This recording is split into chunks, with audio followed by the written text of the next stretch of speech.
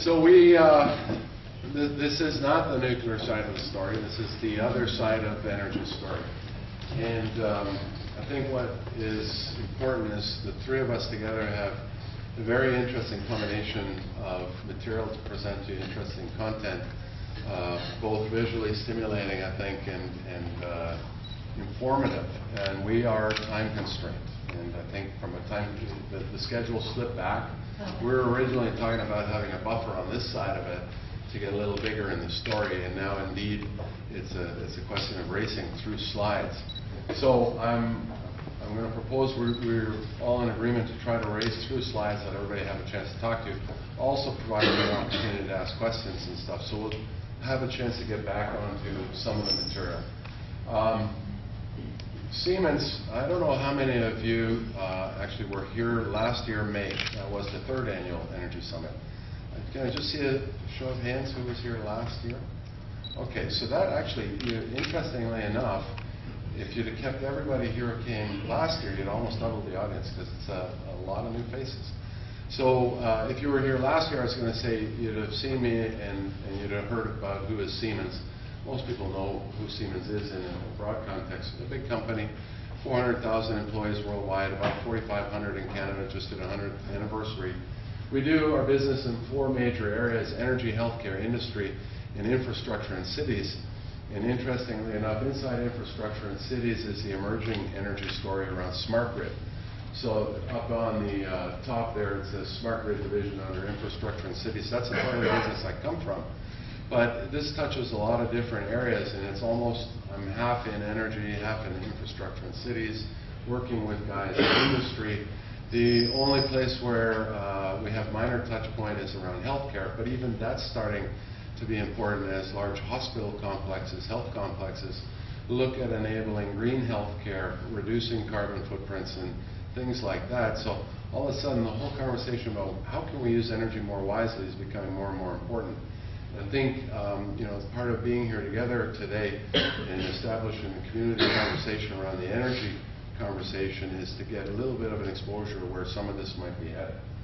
So historically, our quality of life has literally been connected directly to the amount of energy we use. There's a lot of actually now becoming kind of public reading, and you can find it if you Google it, but we have access to and consume energy on a daily basis that is equivalent to the amount of energy that a king had available to him in medieval times. Literally, the king being the guy who controlled and operated his army, his horses, his farmers, and everyone in that community. All those resources, people and animal power combined, converted into kilowatts, and then looked at what we have available to us with our car and the engine, the horsepower in it, our homes, the lighting we have, and what we consume and how we get that consumption access. We have individually the same amount of energy consumption as the king used to have. And I think that's pretty astounding. And that is why we have the quality of life that we have today. The trick is, and everyone is trying to figure out how to do this, how do we continue to increase our quality of life and reduce the relationship to the energy we consume? And there's literally a global race going on for that right now. And there's initiatives underway in Ontario. It's a tough time right now to be the Minister of Energy in Ontario, but the Green Energy Act, Green Economy, all those different things that the government's trying to do is facilitate Ontario being a leader in energy capability, competency, and innovation. And I think even Clarington coming together around the Energy Summit is trying to foster that in the local business community. Of course, you've got the anchor tenant of the nuclear sector here, but there's other things going on and other cool companies, interesting companies. I'm assuming some of you are in the room, but if you go to the Board of Trade, the directories in the Durham region, you'll find them there in the emerging technologies, and that's the stuff I'm going to talk about, kind of to lay the stage for everybody that's going to be presenting. The interesting thing globally, right, while we're talking about how can we disconnect quality of life from the energy we consume, globally we are going to use more energy. And globally, the energy mix is going to change a little bit. But that picture that's here is showing 2 scenarios. And the biggest change that's coming is more renewable energy of some type And the question kind of is how much of it, and where will it be, and what's the impact that's going to have, and how are we going to be able to access that and take advantage of that to continue to improve the quality of our life. Now, today, our energy system is pretty straightforward. It's kind of linear. The energy literally is produced at a central generation station somewhere, and it goes down the grid to where we live. And last year I did a presentation that kind of started with this slide, and it focused on actually the possibility of distributed generation in the rural community with solar cells on barn roofs, for instance, and complementing potentially an agricultural income with solar energy generation, the feed-in tariff, and things of that nature. Right now, what's happened in a year is the cost of all that technology has gone down. The programs actually are all changing. There's a new feed-in tariff 2 coming out. There's some frustration in the market, but the reality is everything's getting more efficient. And the government needs to acknowledge that and take everything into account and adjust the programs a little bit. So, you know, for whoever may be in that industry, anybody in that business in the room, right, I'm sure you guys have got a lot of solid opinion around the, you know, is that good or bad? I don't actually want to go there, but the reality is everything's changing, right? And it's changing rapidly, and that's actually the core of the message as far as I'm concerned. So, and it's changing rapidly because the grid is changing physically, literally. The future energy system is going to be a dynamic system. It's going to have energy flowing in all directions. It's going to be enabled by a whole bunch of new technology. And ironically, in the electricity system, where may matter. Where am I? Where am I using? Where am I producing? And in a system that's communicating and moving energy in 2 directions, the amount of automation that's going to be required to facilitate, the amount of innovation that's going to be able to be applied to facilitate, I'm going to say, entrepreneurialism, economic growth, and new potential is what everybody's trying to figure out as fast as possible. The reality is we've come over the last, I always refer to this slide as, you know, the last 100 years, and some people say it's 120 if you're technically accurate, right? And literally 120 if you're technically accurate from, you know, when the first electrons were generated and tried to be used in a more or less consumer commercial manner. But in fact, 100 years since the grid has been around in a way we kind of know it today. And believe it or not, in the U.S., maybe only 60 years in many rural areas since the grid has been around. So it's not long, right? So we've come through a time period here of a lot of economic benefit, a lot of lifestyle impact in a technology actually that hasn't changed for about 120 years. And now we're in this very far right side of the 21st century, where we're looking at megatrends and the impacts of what's going on, aging population, urbanization, concentration of people in cities, globalization, climate change, all this kind of stuff, and all kinds of new technology to be applied against a new way of providing us with energy. And what's going to happen is there's going to be a change in how the energy system works. And for those of you who kind of take it for granted that we turn on the lights and we have electricity and the lights turn on, there's a big sophisticated system behind that, right? And every time we turn on the lights, everybody else turns on the lights, more electricity is produced for us to enable that, right? And as we turn the lights off, less electricity is produced to enable that. In the future, what's going to be happening is we're actually even going to be potentially inputting electricity into the system. And that bidirectional thing that was on that other slide is going to have an impact that we're going to have to optimize how and when we use electricity. And instead of generation following load, i.e. I turn on the lights and generation ramps up, I turn off the lights, generation ramps down, load is going to follow generation. We're going to figure out ways to optimize the system to enable generation in the best points of the system for the best cost of the energy. And why do we need to do that? Because we are going to need to deal with reducing the rate of increase of electricity. I'm not saying we're going to save money with this, by the way, I want to go on record for that. We are going to consume energy. We're probably going to consume more energy, and we're probably going to change how we consume energy. But what we need to figure out is how do we reduce the rate of price increase of the energy we're using in order to leave that money available for other important things in the economy, like healthcare and our retirement. So what's going on? There's a thing called the Gartner hype cycle, and I'm going to go really fast now because they're going to cover a lot of material. The Gartner guys are analysts, they're global analysts. They analyze all kinds of emerging technologies, and they say all kinds of technologies move through different kind of innovation cycles, and it's called the hype cycle. The way it works is there's a technology trigger, some kind of new innovation that brings something to the market. When that innovation kind of gets exposed, there's a thing they call the peak of inflated expectations, where everybody thinks it's the greatest thing since sliced bread. It's a new silver bullet.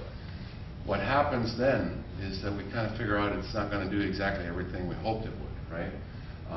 For instance, 3D home theater, right? All that kind of stuff. I would say right now I'm in the trough of disillusionment with my home theater system. all 13 3D videos that have ever been produced, I own. So it's a normal thing, bottom line, right? It happens in every technology area. It doesn't matter. And then what happens is we get some experience with it, some exposure to it, we manage our expectations to it, we reapply, we innovate it, kind of come out with version 2 or 3, and we come into this slope of enlightenment. And finally, with that, we come to the plateau of productivity. That's what a Gartner hype cycle is.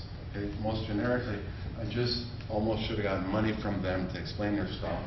They collect money from big companies like Hydro One, OPG, and everybody, and help them vision the future, right? In order to have access to this kind of data, you actually have to pay them a subscription fee.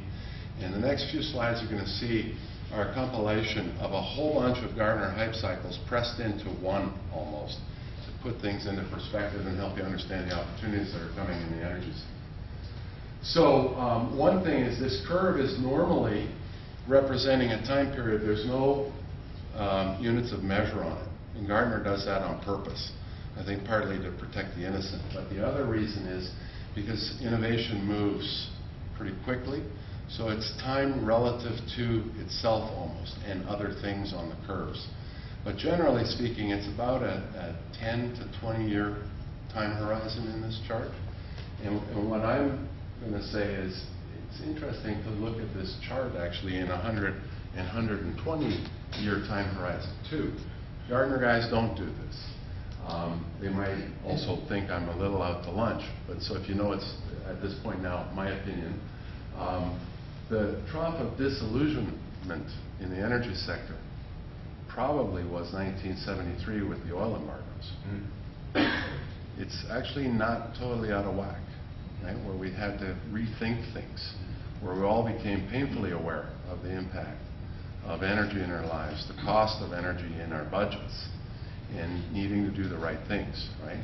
And we're slowly ramping up this curve, trying to get to sustainable energy systems. And as far as I'm concerned, and I mean, there's a lot of doomsday guys around and conspiracy theory advocates and stuff. I have a 13-year-old and a 16-year-old, and I'm an optimist. I have to have my glass half full, or else I shouldn't have had my kids. That's my view, right? So we're going to solve some problems. And the plateau of productivity on energy is still ahead of us. And you know, I think Clarington, Durham is in a really interesting spot and has a lot of interesting energy assets that can leverage that. Now, so what, right? Now, that was a concept. But what's going on? And this is maybe, I'm hoping to contribute to the Board of Trade right now on economic potential. There is so much stuff going on. This is a compilation of about 5 charts with me picking out highlights, right? But if you start on the left, and the really nice thing is because we're here in the information center, it's a good screen. Most people can read the chart. Unfortunately, I end up in a lot of places where nobody can read the chart. So consumer energy storage, electric vehicle charging infrastructure, big data, extreme information, consumer energy management, smart homes, home automation, things like that. Smart grid, big topic right now in the energy system because it's this crazy catch-all, it's actually the thing I said I represent for my company, is at the peak of inflated expectations. That's why we call the presentation Smart Energy, not Smart Grid. So electric cars, right? Everybody was wondering what's going to happen with the Volt. Last year was a lot more excitement about the Volt, right? This year there's actually very few people talking about it. Last year the Durham Strategic Energy Alliance did a pilot on electric vehicles and electric vehicle charging infrastructure. That was last year, maybe the technology trigger. You know, this year the cars are up on the top and everybody's looking at apparently already 40 models available in Canada, but nobody's buying them yet because we're not sure yet how we're going to charge them, right? The funny thing is, I can tell you about electric cars. If you drive one, you'll want one. That's kind of neat. And the car manufacturers aren't marketing them that way. But if you drive one, you'll want one because it's a better driving experience. That's something to think about. And then it goes down the curve into where my home entertainment system is. But there's a lot of technologies already. And guys out here again, you know, there's a pretty cool company, Grid Storage, eCamion, works with Durham College, UOIT, Advanced Metering Infrastructure, a company out in Pickering, and Telemeter, Advanced Automation, that might be us. Distributed generation, distributed energy resources, a lot of different new emerging things for the government through the Ministry of Innovation and Economic Development and Ontario Centres of Excellence with the universities. It's investing in technologies to get Canada, Ontario into a leadership position.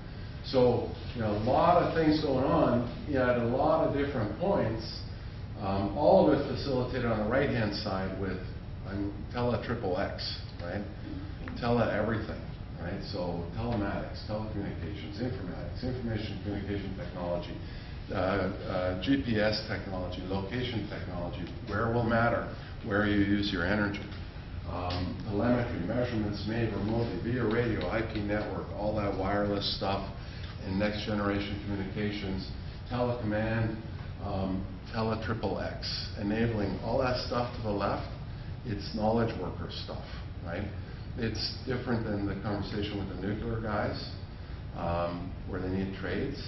The funny thing is all that knowledge worker stuff is going to drive trade business though, because all that stuff is enabled by physical hardware placed somewhere intelligently, ideally, for us to take advantage of. And I'm probably out of time, so I'm going to go really fast now.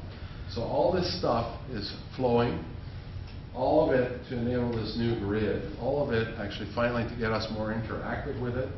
We have a whole suite of things we throw at it, but the reality is there's, you know, here across the top in the towers, kind of 10 towers.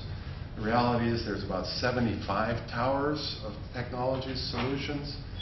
And in there, so much open gray space or white space waiting to be found and defined that when we go into the market to do solutions and deliver solutions, the first thing we have to start talking about with companies is where do you want to go, what do you want to do, what do you want to enable yourself with in 10 years for your customers. So when we talk to Meridian or Whitby Hydro or Oshawa PUC or Hydro One, the issue is about what do you as a utility, what's the government with its policy want you to be able to do in the future? What processes do you have to bring to life to enable our use of energy in a better way? And start solving and sorting out the technologies that need to be applied, the automation that needs to be applied. And it's really complicated. Now the good news is we've had some experience in Ontario, we've had some experience in Quebec, we've had some experience in British Columbia, we've had some experience in New Brunswick. And the cool thing is the experience in New Brunswick was really neat, and I bring New Brunswick up on purpose because New Brunswick, as I always talk about Durham region, which is a little bit of a, you know, genericizing, but New Brunswick has a number of electrical customers in it, as about as many electrical customers as Durham region has. Clarington is served by Hydro One primarily, but the reality is we worked with New Brunswick and the province of New Brunswick and New Brunswick Power, and we came to a position where New Brunswick said we also want to lead in this area. And we want to understand how to be a leader in specific processes for our community, for our voters, right, for the electrical consumers, ultimately voters, right? And we want to enable New Brunswick as a living laboratory for smart grid technologies and solutions. And we put a program in place, in fact, describing the next 10 years for them. And this cartoon is a testimonial that if you start doing things thoughtfully, you can actually get everybody on board pulling together. Part of it is because the entire community is involved, including the businesses and all the white space and gray space and the universities and the research and everything else. And we're trying to do exactly the same thing, in fact, in Ontario, in the Durham region. Ontario is trying to facilitate and motivate that through the Ontario Smart Grid Fund. You might have heard about that. It's a program that's been sort of underway for a couple of years. There were announcements made in May for 13 projects specifically towards helping Ontario get jump-started on smart grid initiatives, and those, putting those hype cycles into perspective and all those technologies into perspective and all the investment into perspective. And of the 13 projects that were announced, Siemens is in the middle with a regional integration project with Iridian, Whitby, and Oshawa Public Utilities. What's really interesting about that is it's, in fact, the only project that brings 3 utilities together to work together to get the benefits together. In Ontario, that's important because there are a lot of utilities and a lot of very small utilities that will have a hard time realizing some of these benefits. And then 2 other projects that, in fact, are also Siemens and noteworthy. We acquired RuggedCom, Woodbridge-based company, actually. I was going to say Vaughan. Might be Vaughan, probably. RuggedCom, a Siemens company, a global leader in communications technology, and a real important ingredient in enabling all that Tele-XXX stuff.